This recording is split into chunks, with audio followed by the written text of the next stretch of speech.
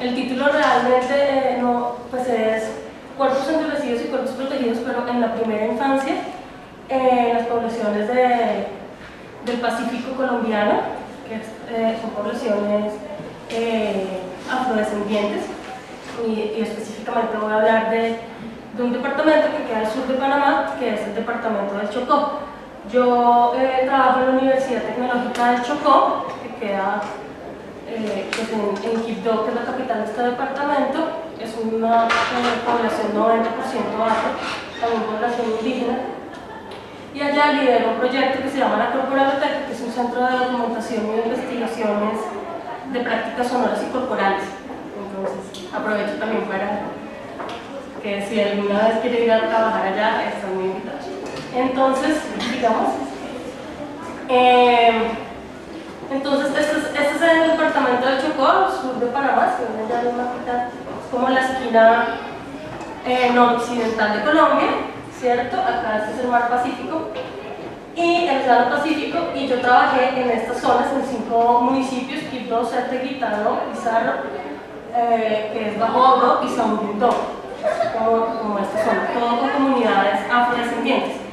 Y la pregunta que me hago es cómo se concibe la infancia, y más que la infancia, el cuerpo en la infancia. O sea, cómo es que se construyen unas estéticas sonoras y corporales. Esto hace parte de mi proyecto de tesis del doctorado de Antropología Social y Cultural de la Universidad de Barcelona, pero también de un proyecto que estoy haciendo con el Ministerio de Cultura, en donde la pregunta en principio es ¿por qué esas inteligencias, digamos, corporales y sonoras en los afro, ¿sí? Específicamente en los afrochupanos? La pregunta que nos hacemos todos cuando vemos unos bailarines afro y decimos, bueno, yo creo que nunca me voy a poder mover así. Entonces, acá de pronto vamos a resolver un poco esa cuestión. Sigamos, por favor.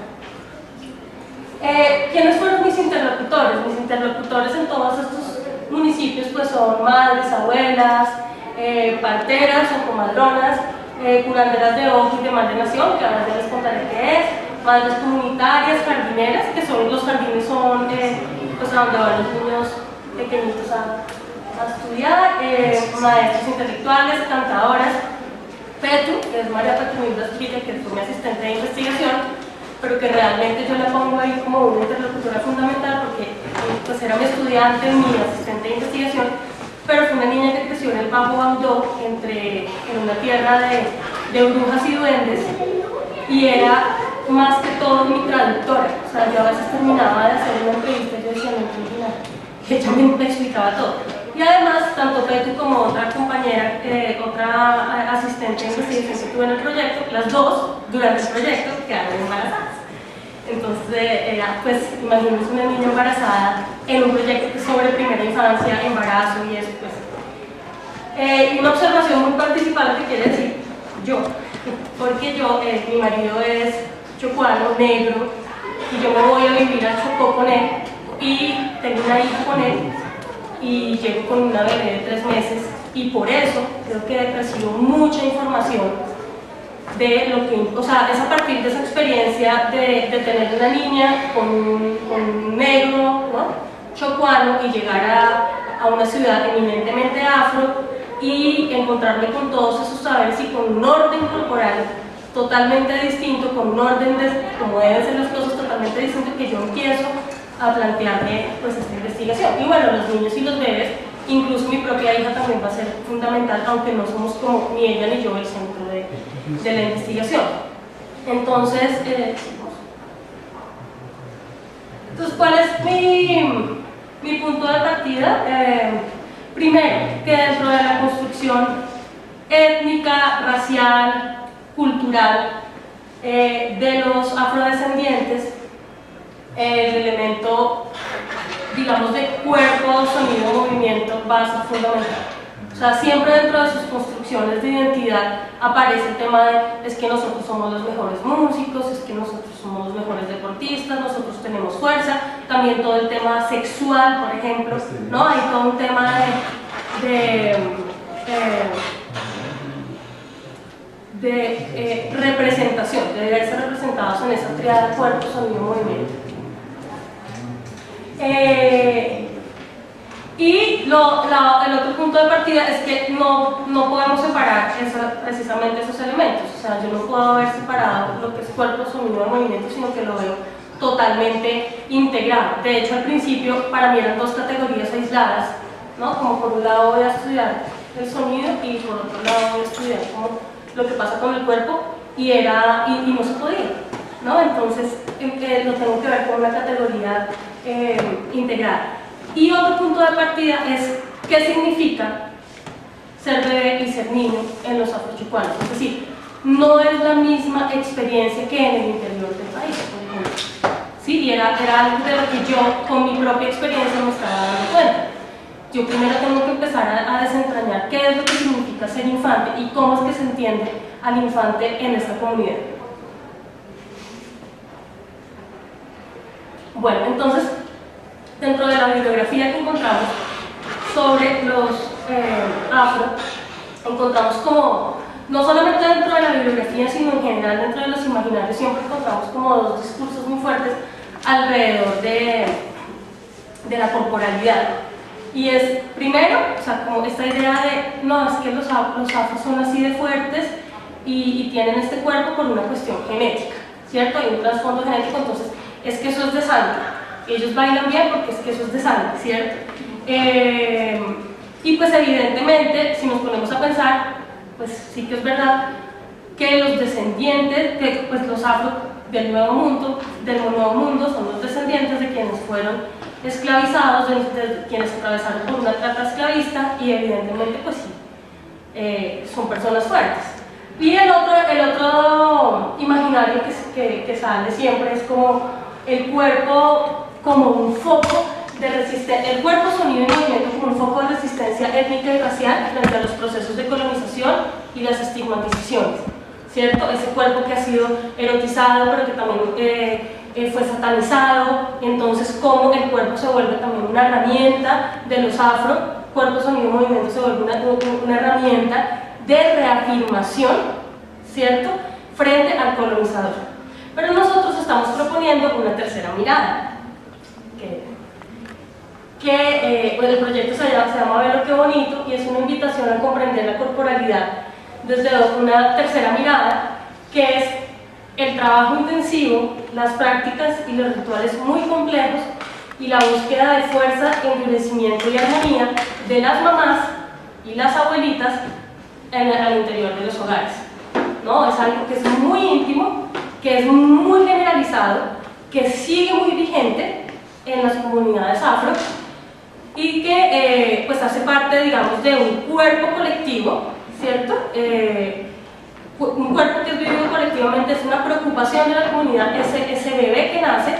Yo siempre, pues, sabemos que en las comunidades afro hay como tres momentos que son fundamentales para la cohesión social, que es la muerte, el nacimiento y la celebración de los santos. Entonces el profe me contestará, pero eso es como lo que hace que se viva colectivamente, ¿no? Que se viva en colectivo, y para los afros son momentos muy importantes. Entonces el nacimiento es un momento muy importante donde se vive ese cuerpo colectivo, y la obsesión más grande que tiene una mamá y una abuelita con ese bebé es endurecerlo.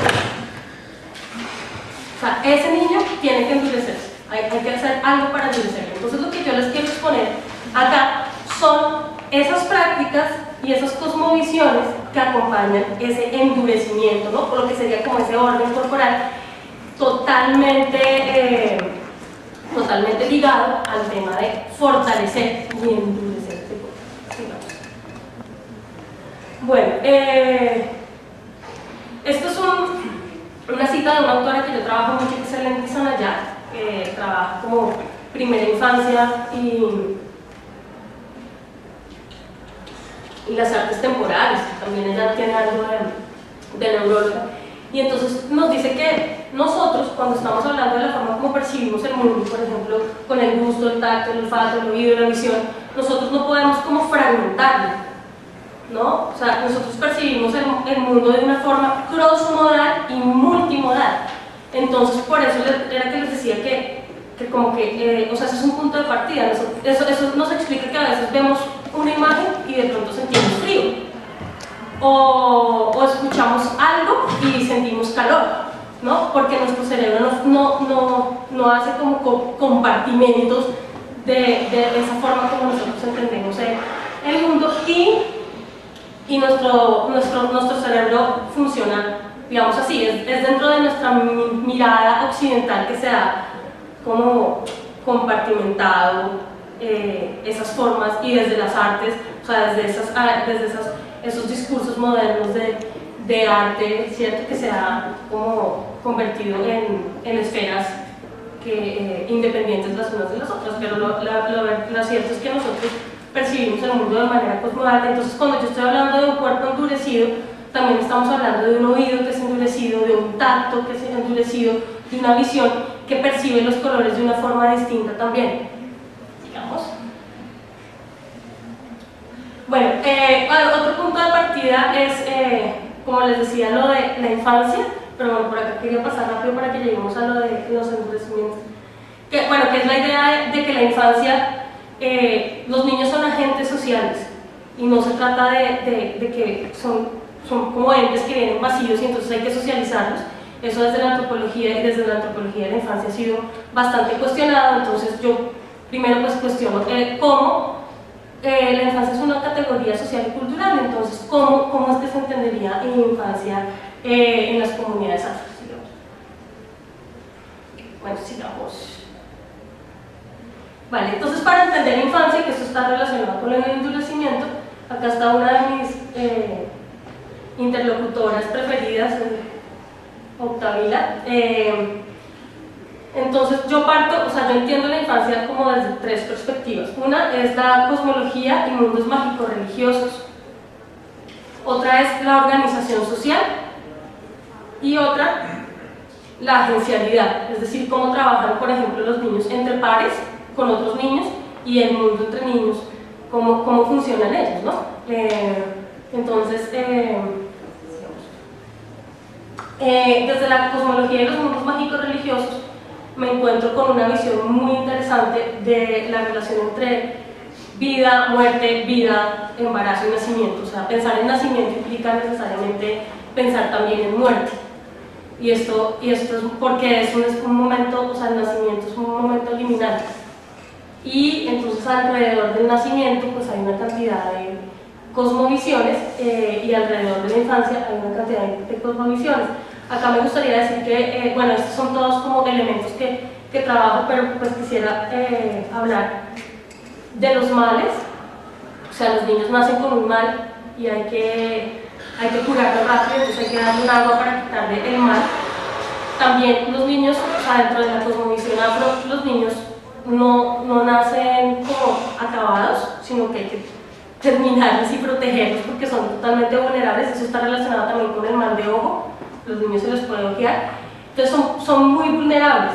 Y también la virtud, que es que un niño, o sea, cuando son como muy adelantados, no se puede verbalizar eso que el niño está haciendo, no se puede verbalizar porque se puede morir. Entonces hay muchos niños que cuando se mueren es como, no, lo que pasa es que no era de este mundo, y eso también está en la cosmovisión de África Central, por ejemplo, no, es que no era de este mundo, se fue al mundo de los niños, era un angelito.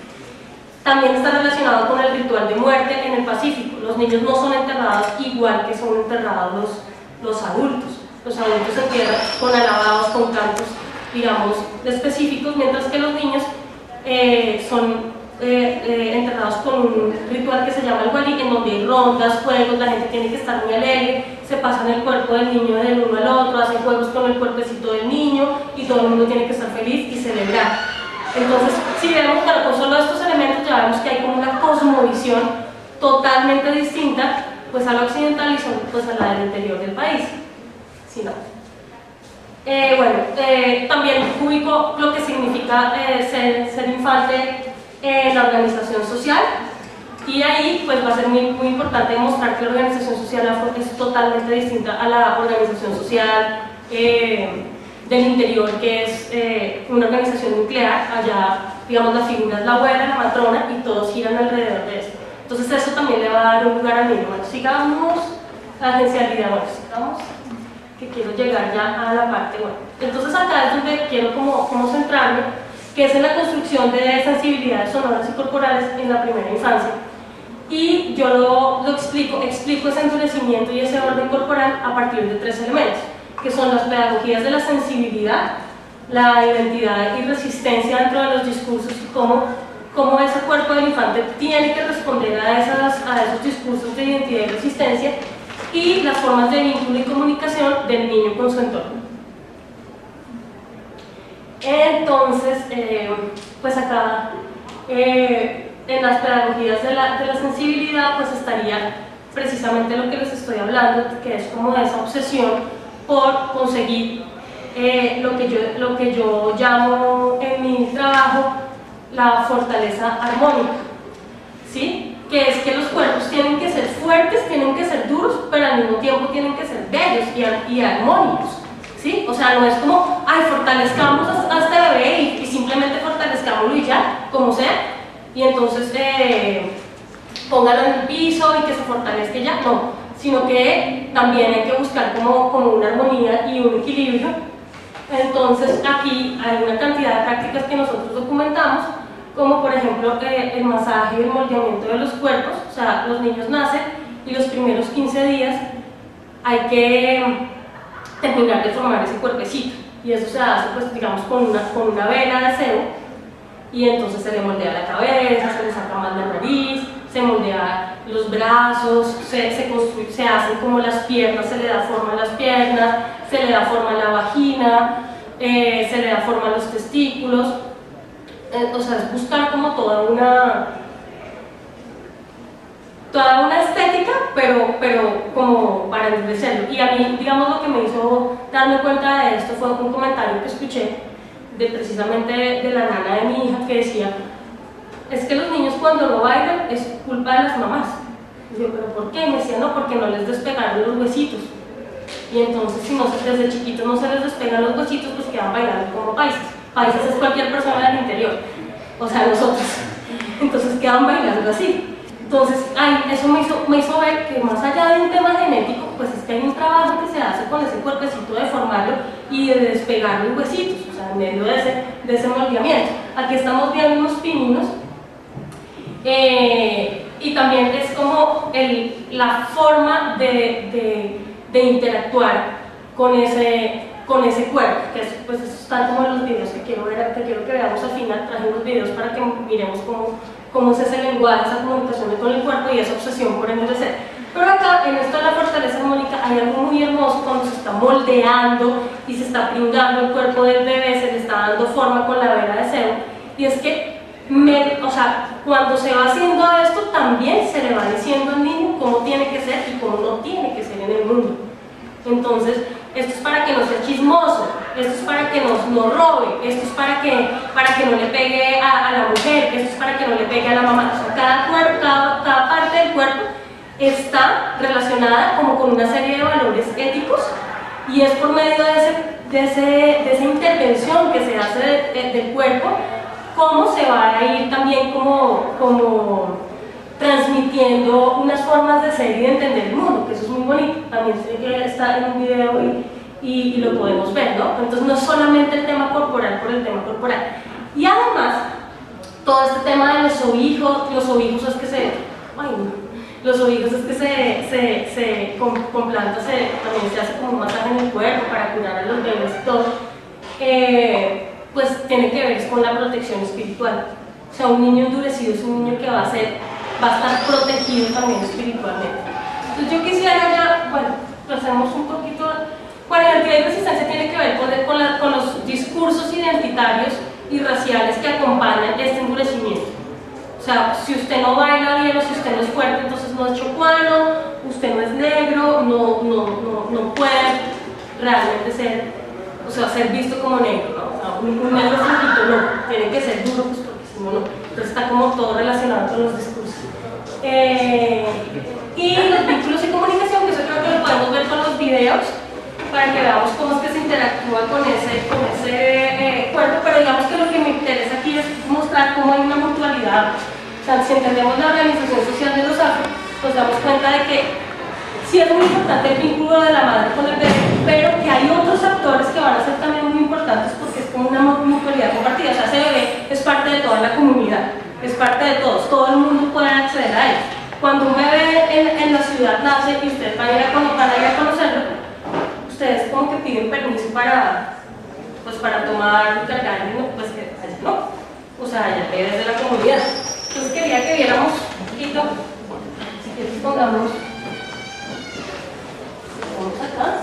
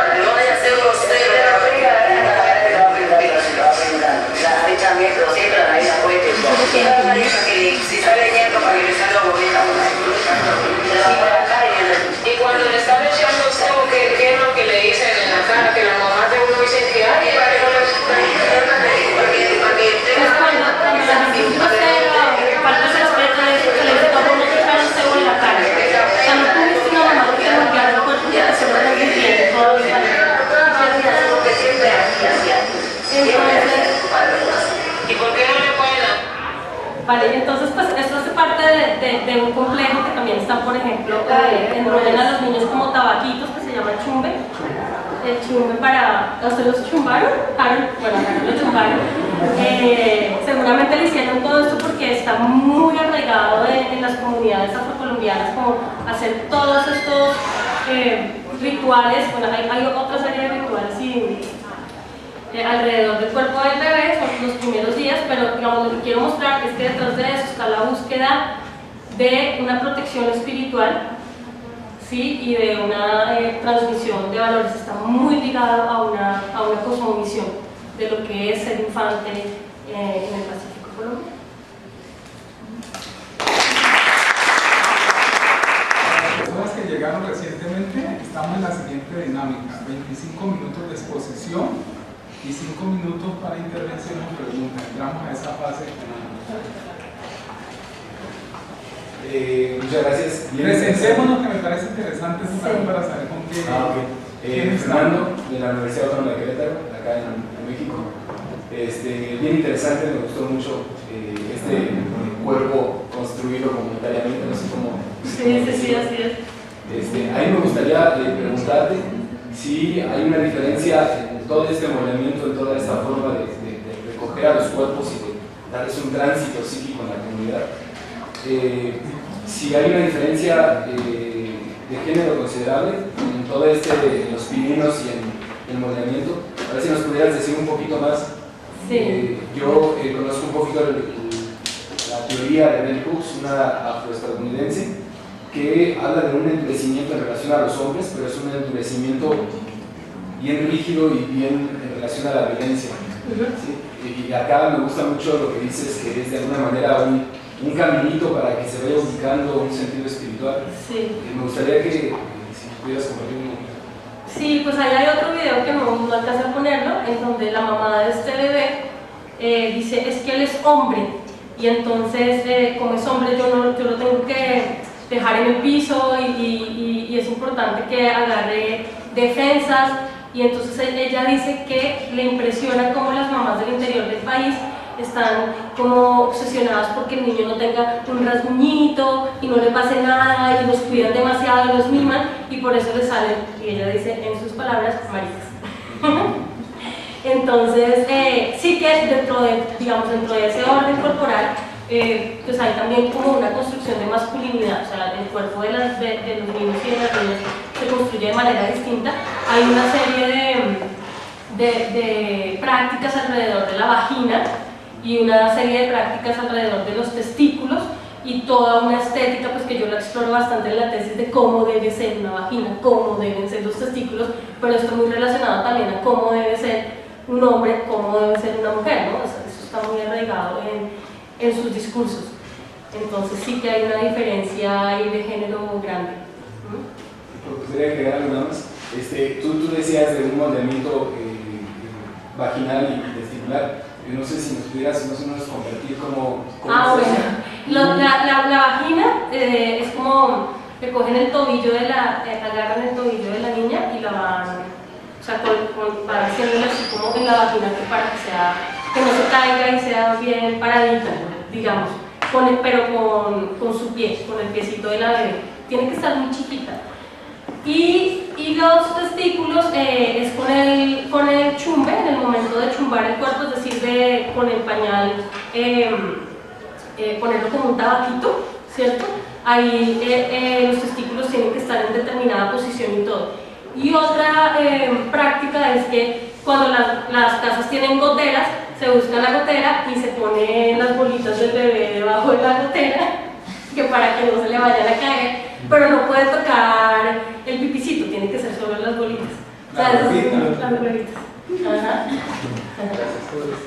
Aquí en México hay algo parecido, no tan habitual, pero por ejemplo en Chile. Yo he oído a mujeres de estrato social bajo decirle a los bebés de meses, diciendo, ya le estoy dando de comer chile para que esté macho como su padre.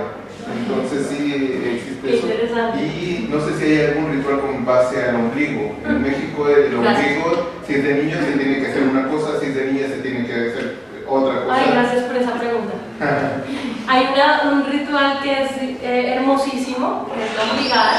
Está la discusión de si lo tomaron de los indígenas, porque también en los indígenas, en los Elvera hay la ombligada, pero también es un ritual que está en África. Entonces hay dos tipos de ombligada.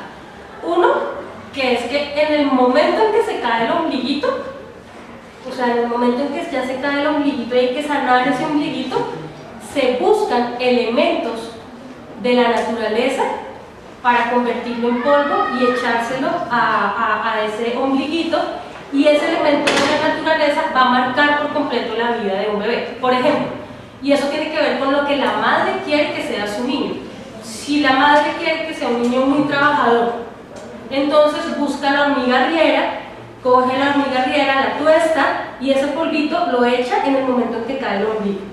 Si quiere que sea como un Don Juan con muchas mujeres y un romántico y que nunca le vayan a faltar las mujeres, entonces es muy importante el pico del picaflor, porque el picaflor va de flor en flor, entonces ese poder se lo va a transmitir a ese bebé. O sea, se tuesta también como el pico o las alas del picaflor y se lo pone ahí.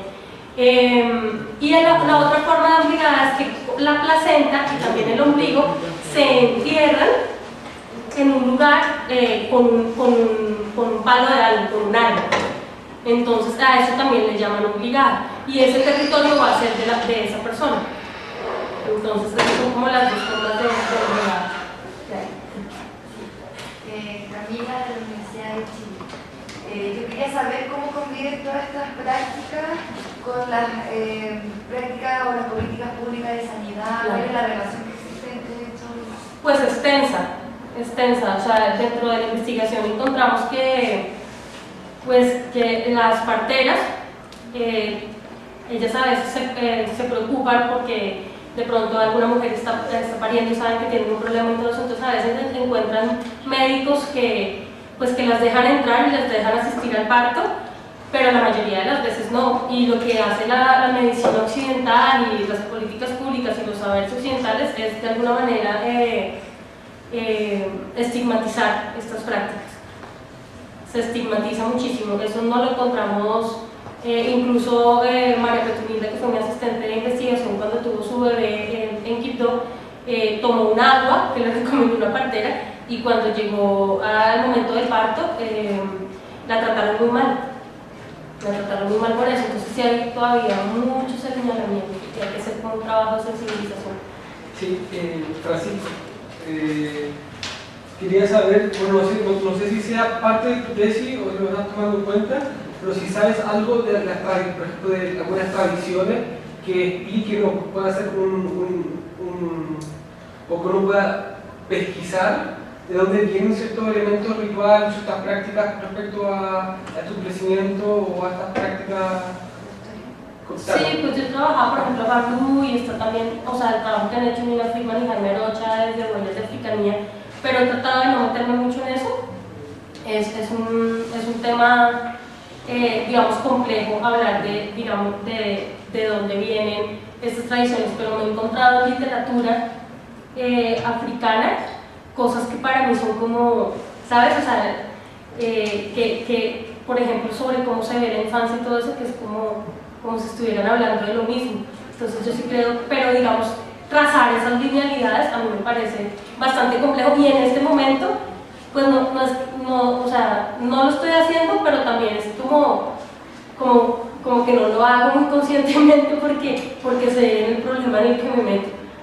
Claro. ¿No? O sea, en Colombia hablar de esos medios de africanidad, claro. Eso es una pelea. Porque yo pensaba que también, o sea, claramente debe haber muchas huellas como de africanidad ahí también, pero también, por ejemplo, el picaflor, yo creo que es un elemento que claramente viene de la indígena. Sí. Claro, es que ahí además ellos conviven, o sea, imagínense en la selva y ellos conviven con los indígenas, o sea, tienen una relación con Vera pues muy fuerte y yo sé que han tomado muchas cosas y de hecho en un conversatorio que hicimos también con indígenas, con parteras indígenas, mujeres indígenas, encontrábamos mucha relación entre las parteras afro y lo que decían las indígenas entonces. Ana, quisiera dar un aporte que puede ilustrar un poco, ¿sí? A propósito de la pregunta. En Cali, Colombia, se acaba de hacer la tercera cumbre mundial de mandatarios y alcaldes africanos y afrodescendientes.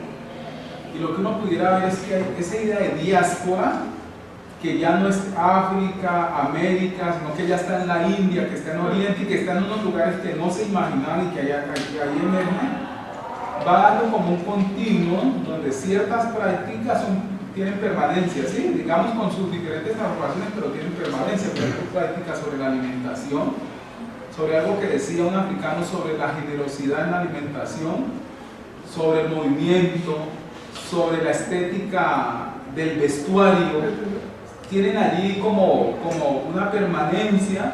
No obstante, hay unas combinaciones con la comunidad indígena en todos los momentos también de la diáspora, ¿sí? El parterismo mismo, Sí. algunas prácticas de uso de vegetales, algunas prácticas sobre el agua. Pero digamos ahí la africanía sigue presente con sus diferentes manifestaciones. Sí, que es verdad. No, y yo me he encontrado que, o sea, estas prácticas muchas están en la costa atlántica y, o sea, un amigo nigeriano me dijo que muchas de estas prácticas, pues, él lo veía en su familia. Es decir, está también digamos, lo que pasa es que creo que realmente como son cosas tan íntimas, tampoco se ha trabajado el cuerpo afro más desde la resistencia, ¿no? Desde la, digamos, como hecho político, se ha trabajado más, pero yo creo que acá pues hay todo un mundo que trabajar, más como al interior de los hogares, una cosa mucho más íntima y que es un conocimiento que lo tienen las mujeres sobre todo.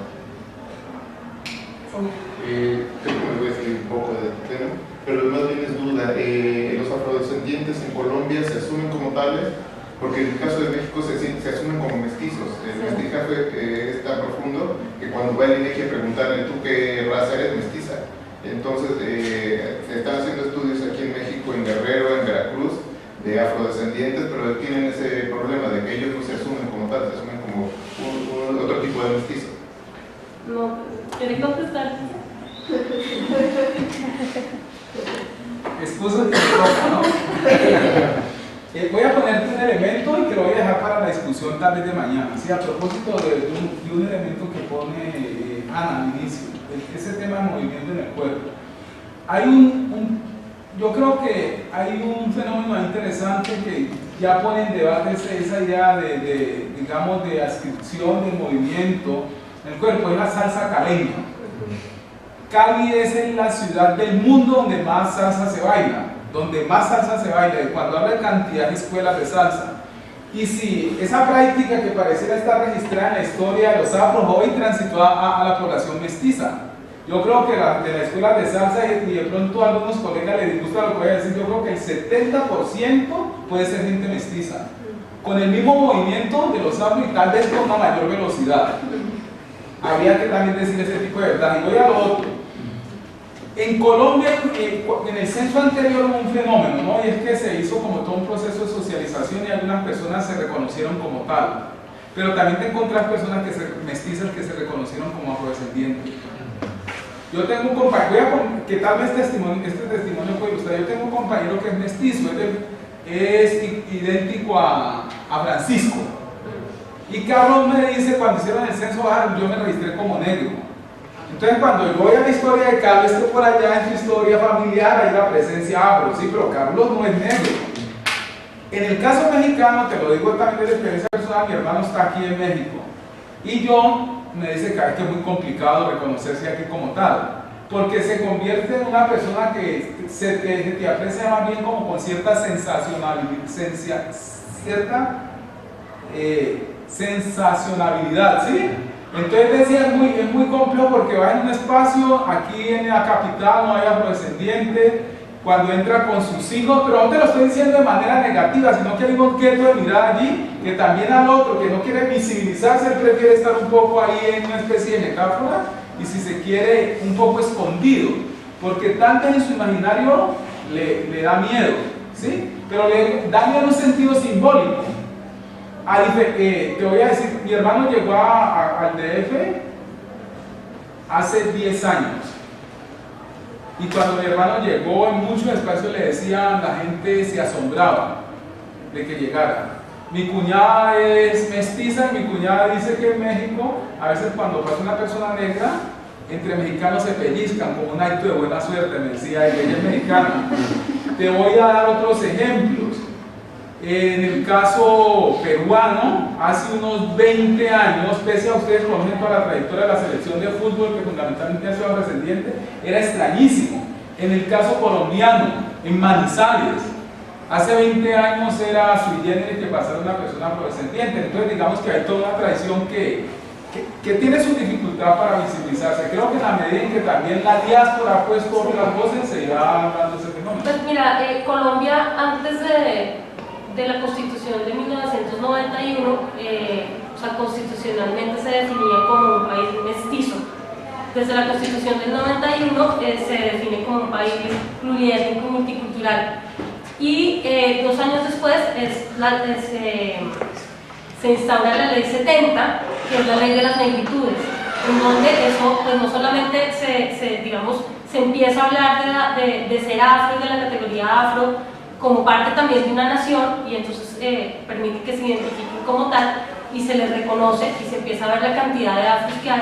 No solamente eso, sino que además empieza a haber unos territorios que antes eran baldíos y que no tenían dueño, ahora se empiezan a constituir como territorios colectivos de esa comunidad afro, de la misma manera en que se reconocieron los resguardos indígenas. Entonces también ya es un hecho político y sí realmente pues sí hay un reconocimiento de ser afro que está amparado también como por el reconocimiento de la ley. Bueno, muchísimas gracias. Muchas gracias, Ana. Cristina nos va a presentar la propuesta, lo que que hace un corsé de modelación del cuerpo femenino decimonónico en la nación americana, resonancia en el siglo XX. Esta investigación que yo había empezado con una primera aproximación en el año 2006 se ha ido transformando y ha ido encontrando, digamos, derivas que es lo que voy a tratar de relacionar hoy. Voy a empezar en el siglo XIX con el corsé como símbolo, pero también como tecnología de control del cuerpo, como es obvio, y después me gustaría, si tengo tiempo, llegar al siglo XXI con lo que está pasando ahora mismo en Ecuador, que es la aprobación del nuevo Código Orgánico Integral Penal. Se acaba de aprobar hace 2 semanas, el día 12 de octubre se aprobó el artículo del que les voy a hablar, el 149, que no solamente que penaliza el aborto en todas sus, digamos, con todos sus causales, sino que penaliza también a los cómplices del aborto, sobre todo en el caso de violación a niñas, y penaliza a los médicos también, y penaliza al activismo, digamos, el activismo feminista y el activismo que está relacionado con el tema del aborto y de la soberanía del cuerpo. Entonces, la idea es, si logro por cuestiones de tiempo, es llegar a mirar como una pieza de costura, digamos, una ropa, ¿no?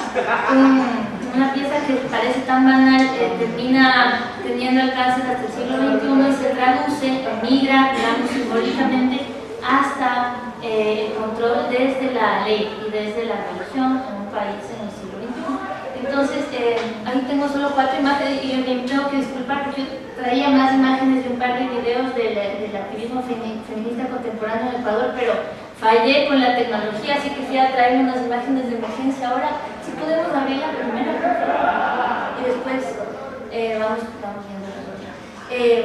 No, perdón, la segunda. La tercera. Ahí está. Este es un corsé de mediados del siglo XIX, solo para digamos, todos sabemos lo que es un corsé, pero quizás al ir haciendo explícitas algunas implicaciones de esta tecnología, vamos a ver lo que sucede, ¿no? Algunas consecuencias, manifestaciones, etc. Este es uno de los primeros, digamos, cuando se empezaron a tomar rayos X del cuerpo humano, normalmente se tomaban digamos, rayos X del cuerpo de las mujeres con los corsés colocados para ver cuántos huesos habían roto las varillas de hierro que se construían, digamos, que iban modelando el torso, ¿no? El torso de las mujeres. Entonces, normalmente esto era una práctica común, hacer rayos X con el corsé colocado, porque a veces el corsé había provocado tanto daño en el cuerpo que era peor sacarse el corsé que mantenerlo ajustado. Entonces, esto es solamente para tener en cuenta, digamos, esto, ¿no? Bueno, entonces voy a empezar. Y quiero agradecer a Ana María y a Francisco porque las intervenciones de Harold, porque van a servirme muchísimo, me ayudan mucho como contextos, digamos, de cuerpos contrapuestos, como el cuerpo negro, por llamarlo por ahora temporalmente así, y los cuerpos civiles, ¿no? Que son en los que yo me voy a concentrar. Los cuerpos civiles, digamos, en una cúspide de los mandatos de civilidad que empiezan en el Renacimiento y que terminan en las élites americanas, en las mujeres, en las quiteñas, por ejemplo, un ejemplo, ¿no? Las mujeres republicanas del siglo XIX. Y la otra cosa importante es que voy a trabajar con los textos de Juan Montalvo. No sé qué tan familiar les sea el nombre. Juan Montalvo es uno de los intelectuales liberales más importantes del siglo XIX en Ecuador. Se posicionó como uno de los ideadores del pensamiento en torno a la consolidación de Ecuador como nación americana hacia mediados fines del XIX. Fue desterrado por ser liberal, fue desterrado por sus ideas de avanzada. Conocemos el discurso decimonónico americano sobre el progreso. Entonces, esta figura tan liberal y tan de avanzada para el siglo XIX era una figura terriblemente, digamos, terriblemente violenta en lo que escribe sobre las mujeres. Juan Montalvo, que se da el tiempo de escribir algunos tratados para configurar códigos de vestimenta, códigos de maquillaje, códigos de comportamiento del cuerpo respecto a la mujer, que tienen que acompañar el proyecto nacional desde, digamos, una cierta estética y desde un control del cuerpo bastante estricto. Esas son más o menos los puntales, ¿no? Entonces, la tecnología como conjunto de instrumentos y de procedimientos, sabemos, busca la organización y el operar eficiente de un espacio.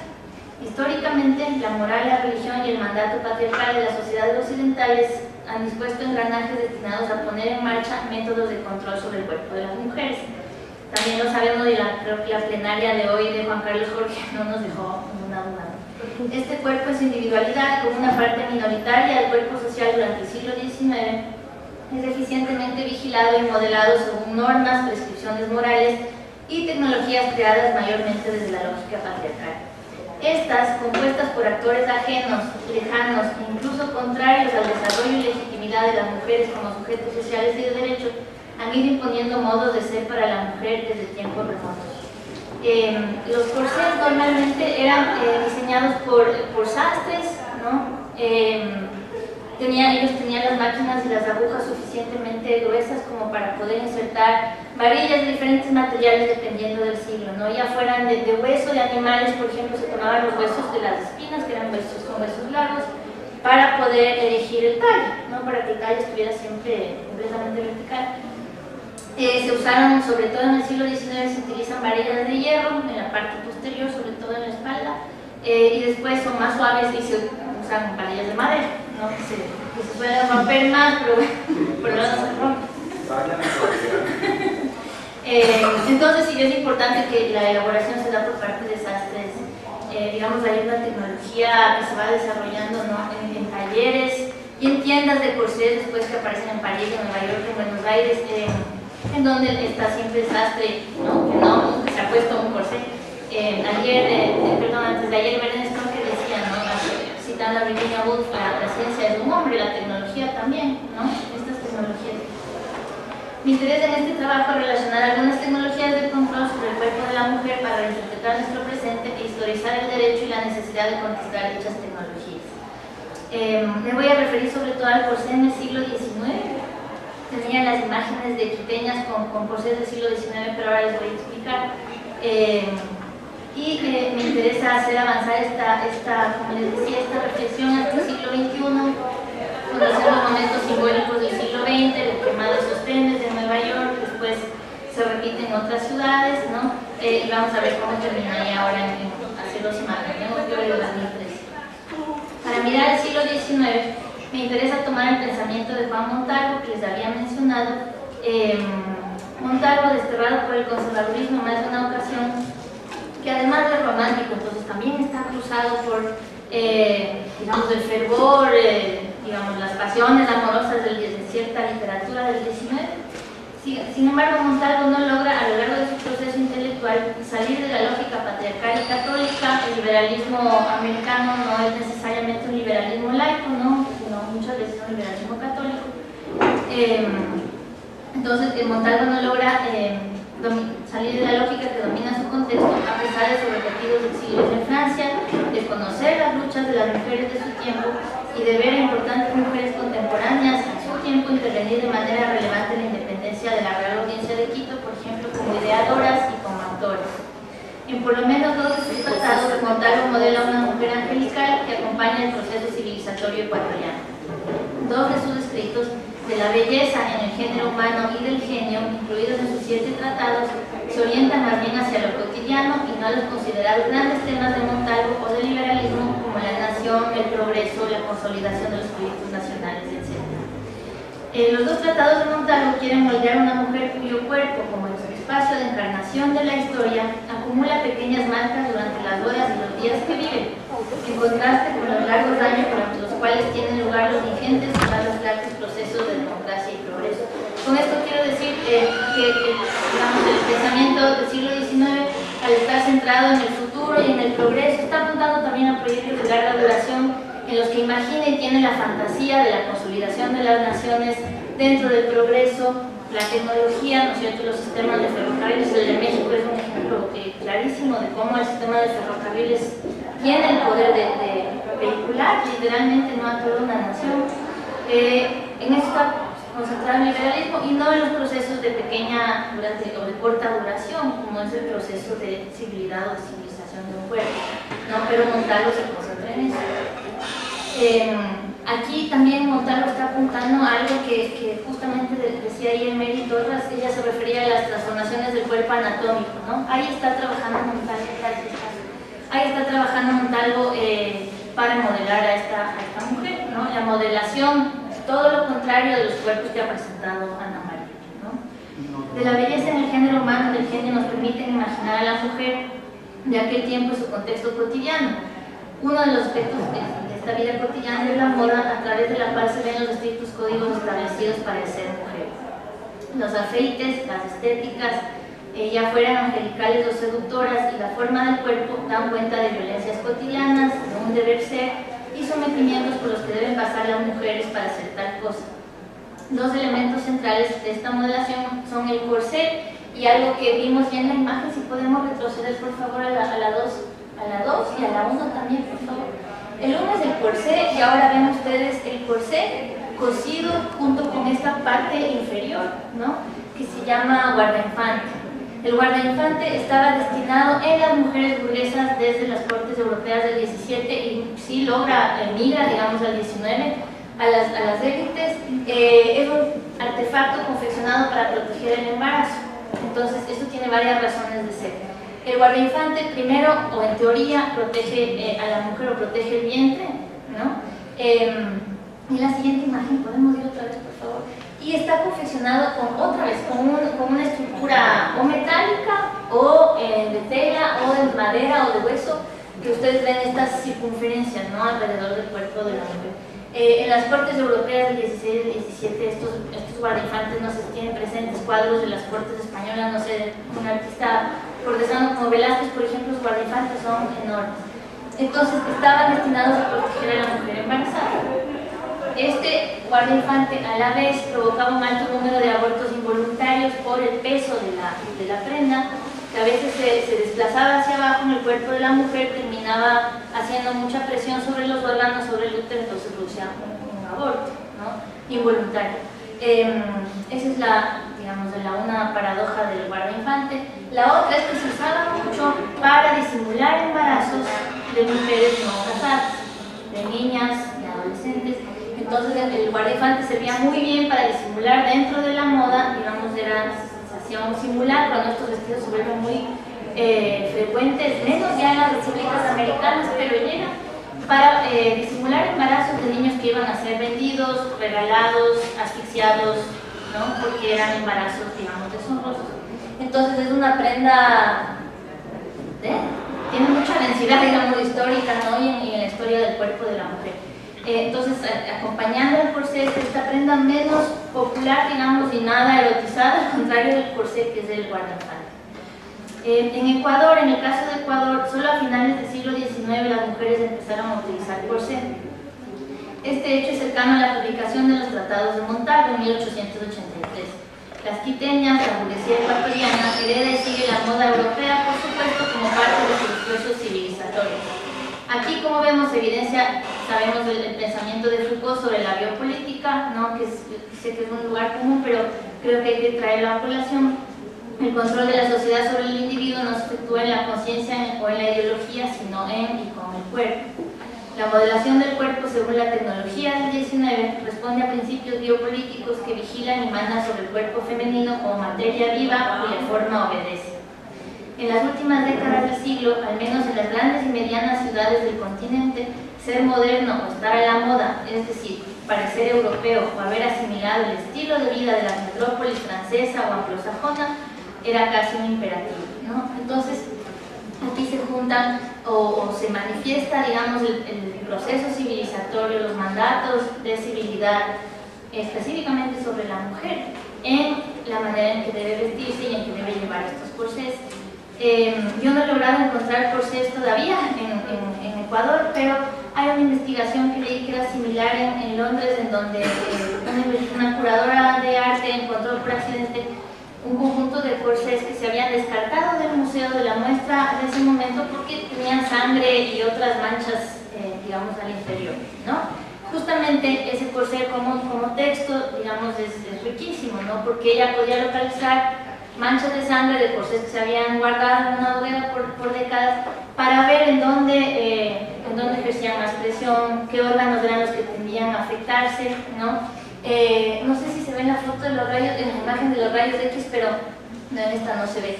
Pero hay en los corsés, en los del siglo XVII, perdón, y XIX, que son los más rígidos, hay también una tendencia que se desplacen los intestinos hacia abajo a la cintura.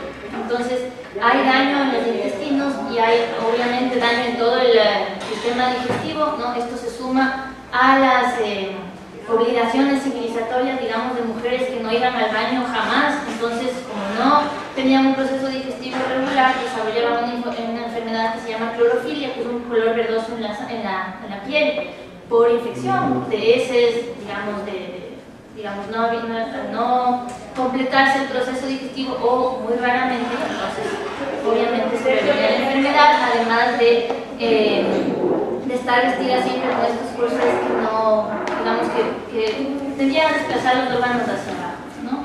El tercer elemento que hay que añadir aquí es la religión, ¿no? Esta mujer que está, digamos, paradójicamente tiene una cintura muy marcada y los senos, ¿cómo se dice?, destacados, ¿no? Porque deben ser senos generosos que sean capaces de amamantar, como decía hoy Juan Carlos Jorge, justamente, ¿no?, la posibilidad de amamantar. Digamos, esta mujer que está muy marcada hacia una figura femenina, al mismo tiempo, según Montalvo y según el pensamiento, digamos, alrededor de la nación, de lo que debía ser una mujer, ella tiene que ser angelical, ¿no? Entonces aquí vienen todas estas imágenes tensísimas, ¿no?, de mujeres, de madres virginales, embarazo virginal. Digamos, toda niña tenía que, cuando aprendía a vestirse, tenía que siempre tener en su cuarto una imagen de la Virgen María para recordarse a sí misma que esa era la imagen femenina ideal. Y al mismo tiempo tenía que renunciar a los aceites, ¿no? Entonces el albayalde, la que se llamaba cold cream, que venían de París en esa época en los trenes, perdón, en los barcos y luego en los trenes, eran digamos, una tecnología cosmetológica que era reprobada, digamos, en las sociedades burguesas de Quito, de Guayaquil, ¿no? Y al mismo tiempo podemos pensar en Baudelaire y las flores del mal, en la representación de la mujer fatal, ¿no?, de la mujer que aparece en la poesía parnasiana, en la simbolista, etc. Esta mujer era el mal, ¿no? Entonces una mujer que encarnaba el mal no podía de ninguna manera acompañar el proceso civilizatorio de la nación, ¿no? Aquí tengo una cita de Montalvo que justamente habla de este tercer elemento que introduzco ahora, que es la religión católica, ¿no? Siempre me ha hecho comezón en el espíritu, esto lo dice Montalvo en el 1883, la idea de saber por qué la sede romana, que fulmina excomuniones sobre los impíos, derechos y cismáticos, que ha puesto fuera de la iglesia los autores de los libros inmorales, los fumadores de tabaco, los que niegan el origen divino del diezmo y la primicia, cómo esa corte tan celosa y maternal no ha puesto hasta ahora en entredicho a las mujeres dadas de albayalde, bismuto, colprín, carmín y otras brujerías tan perjudiciales para la religión. ¿Acaso la Virgen Santísima habrá usado esos encantamientos y hechizos nefandos? ¿Cómo sufre su santidad que católica se desfigura en el rostro, imagen de Dios, y anden con esa enorme impostura imprimida en la parte más eminente y gloriosa del cuerpo humano, que es el rostro, ¿no? Es el rostro no solamente de la mujer, es el rostro del hogar, es el rostro de la familia honrosa y de la nación. Hasta aquí se puede ver la preocupación por la forma del cuerpo femenino, se puede ver que no es mera banalidad, sino que esa forma corresponde al control moral, religioso y político del cuerpo por parte del Estado. Al mismo tiempo, en Ecuador se inaugura, se abre el primer panóptico, no es el mismo que Foucault traza en su Vigilar y Castigar. García Moreno, el dictador en esa época, inaugura este panóptico y hay un lugar especial que es la parte más baja de la cárcel, que se llama la tumba de los muertos, a donde van las adúlteras y las mujeres que utilizan maquillaje. Jan Starobinsky pareciera estar hablando, aquí hay una cita de Starobinsky, cuando habla de esta situación, dice: no es el cuerpo, por tanto, el que impone su ley a la conciencia, es la sociedad la que por medio del lenguaje, juicio y la conciencia imprime su ley al cuerpo. De esta forma, vemos cómo el interés se desplaza del cuerpo entendido según la fisiología, esto es, como productor fundamentalmente de informaciones internas destinadas a ser filtradas por el lenguaje, al cuerpo entendido según la sociedad, es decir, como ejecutor básicamente de mensajes portadores de significado según el código y las reglas de la colectividad. Las prescripciones sociales sociales no solo imponen su lenguaje, sino también las manifestaciones corporales de carácter no verbal. Quiero hacer un salto un poco violento al siglo XXI, como les decía, donde ahora la criminalización de la soberanía del cuerpo, aquí se ve, digamos, se ve el control. En el siglo XXI, en el caso del Estado ecuatoriano, ahora se encuentra en un momento bastante oscuro cuando la soberanía es completamente eliminada, cancelada y criminalizada, está tipificada en el Código Penal, no solamente el embarazo, sino el activismo en torno a, digamos, a estos temas, el aparato médico que rodea esta discusión e incluso las mociones de la Asamblea Nacional que acaban de ser sancionadas el día de ayer. Entonces yo sé que es de un salto muy abrupto, pero me interesaba terminar visibilizando, mirando cómo un Estado laico es laico, digamos, en la teoría, pero estas tres, digamos, estos elementos que yo he mencionado siguen en tensión y siguen controlando el cuerpo de las mujeres con un corsé, digamos, simbólico, ¿no? Y la imagen con la que terminaba, que no la traje, es un grupo de activistas feministas que se llama Salud Mujeres en Ecuador, que lograron entrar a la Asamblea Nacional hace 2 semanas, lograron hacer un discurso, tomar posesión del espacio y al final se desnudaron, ¿no? Al estilo, digamos, de Femen. Pero, digamos, no tampoco, pero lo que hicieron fue este acto, ¿no es cierto?, de descorsetamiento, que era con lo que yo acababa. El descorsetamiento sí es un proceso que todavía es necesario y difícil en sociedades como la que acabo de retratar. Gracias.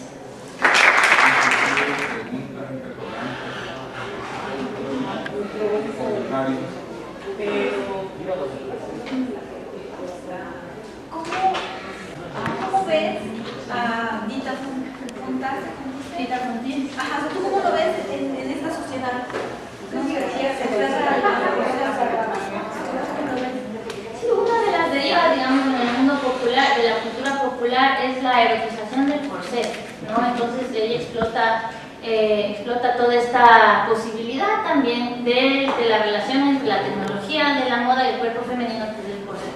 Es una deriva, sin embargo, que está ignorando, digamos, para mí a veces es porque estoy sensibilizada, porque esto es lo que investigo, es lo mismo que hacer moda de grilletes o de esposas, ¿no? Digamos, la esposa, aparte del uso sadomaso, sexual, lo que uno quiere hacer, pero digamos son derivas deshistorizadas y casi descontextualizadas, ¿no? Que también están vinculadas a una idea de la presión social de lo que tiene que ser un cuerpo femenino, la competencia por los centímetros que tiene una cintura, por ejemplo, ¿no? Ella llegaba a decir, mi cintura llegaba a medir 50 centímetros, entonces esa, digamos, tecnologización, esa entrega del cuerpo a una tecnología que ha supuesto muertes, ¿no?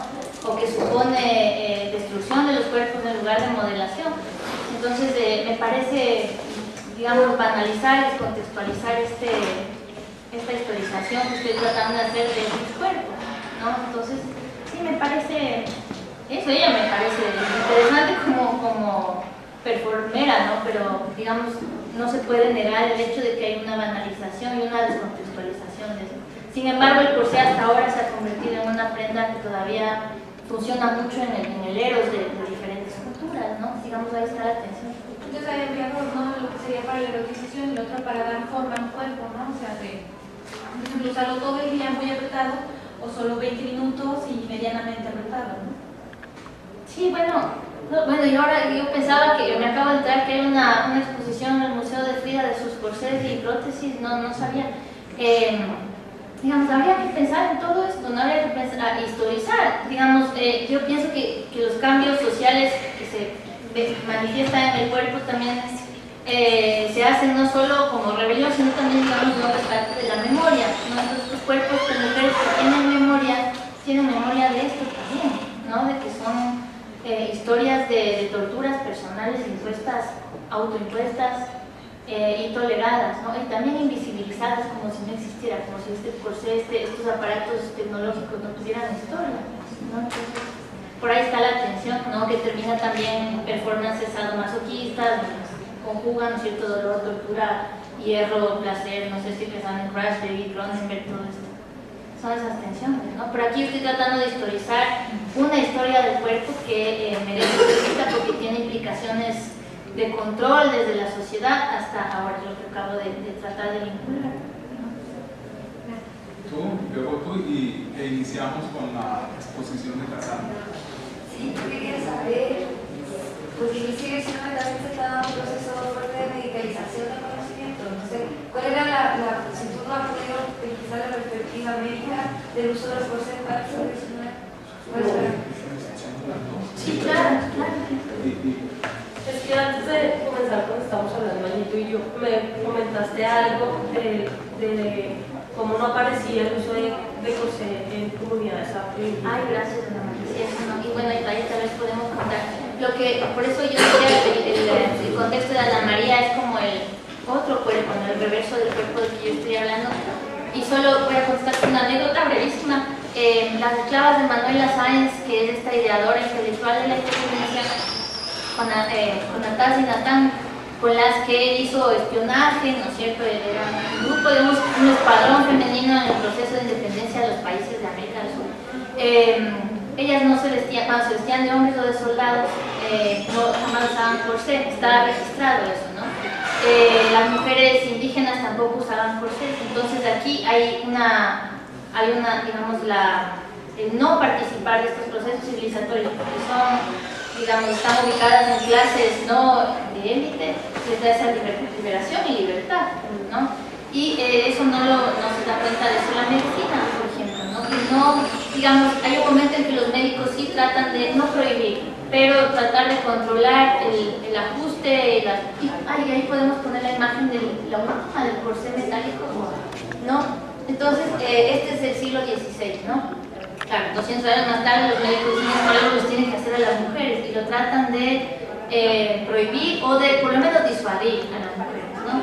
Y en este momento lo peor es que es una cuestión autoimpuesta, ¿no? Las mujeres ya no quieren dejar, o algunas ya no pueden dejar el corsé porque tiene más consecuencias que seguir utilizando.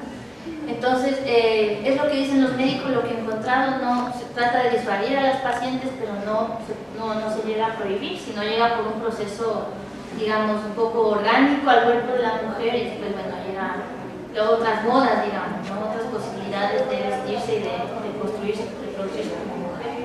O sea, eso sí lo encontraste, que ya llegó un momento que lo usaban tanto que se lo quitaban. Era peor, ya en algunas crónicas ya tenían todo totalmente en desorden por dentro. Es que los órganos, claro, ya no se reacomodan, ¿no? Ya estaba acomodado según el corsé. Sí, pero lo que sí puedo decir es que llega a ser autoimpuesto, ¿no? A pesar de que la medicina sí trata de disuadir. Pero hay una mirada negativa al uso del corsé de la medicina. Al final del siglo XIX solamente. El guardainfante no, no hay muchos, no he encontrado documentos que digan que están provocando abortos, ¿no? Eso está en textos bastante clandestinos, en esquelas, ¿no? Que se recogen en el siglo XX. ¿Puedo hacer un comentario chiquitito? Bueno, Que me parece muy interesante el uso que tú haces como del corsé como elemento simbólico de una especie de control, normalización, dominio, no sé cómo llamarlo, lo que se quiera, como de la condición femenina que puede ser pesquisado hasta el día de hoy, en el sentido de que hoy día no se usa corsé, pero se sigue estando encerrada dentro de ciertas imágenes o ciertas ideas con respecto a la mujer. Entonces, esa idea como del corsé como símbolo de una dominación lo encuentro muy interesante e incluso podría ser pesquisado aún más y que sea muy complejo, pero como símbolo de un tránsito de lo tradicional a la modernidad, cómo juega el corsé dentro como símbolo del tránsito de la mujer en ese periodo. No, y de idas, pero también de vuelta, ¿no? En el desnudamiento de las activistas en la Asamblea Nacional hace 2 semanas, lo primero que se le ocurrió a un policía fue sacarse su chaqueta y cubrir el torso de la activista, ¿no? Está siempre esa incomodidad, ¿no? Sí, claro. invitamos a Cassandra.